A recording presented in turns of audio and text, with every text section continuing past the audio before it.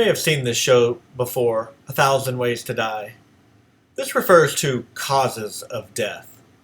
Maybe there's limitless ways in which, or manners of death.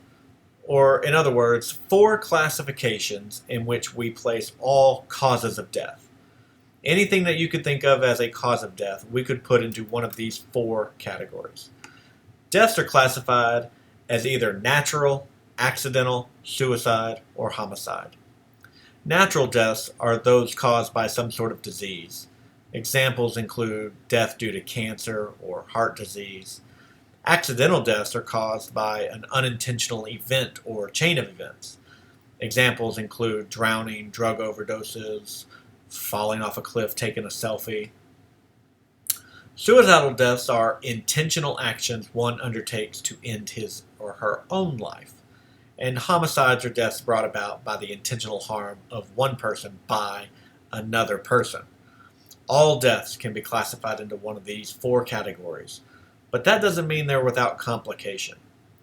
The word equivocal means open to more than one interpretation, or ambiguous. When we talk about equivocal death investigations, we're talking about deaths that are open to interpretation. The most common equivocal death cases involve the questions of suicide versus accident, or suicide versus homicide, or accident versus homicide.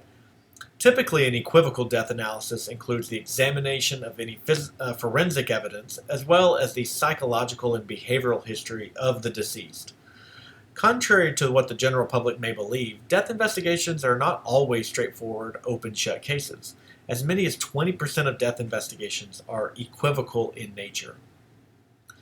Let's talk about an example. Police are called to a house and find a young man deceased in his front yard.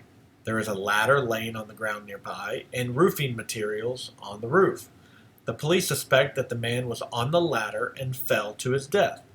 But that wouldn't be the manner of death. That's what's known as the cause of death. What about the manner of death? Did he have a heart attack and fall off the ladder as a result of heart failure, making his death natural? Did he try to balance on an unsteady ladder and fall, making his death accidental? Did he jump off the ladder, making it a suicide? Did someone push him off the ladder, making it a homicide? An autopsy should be able to rule out one of these.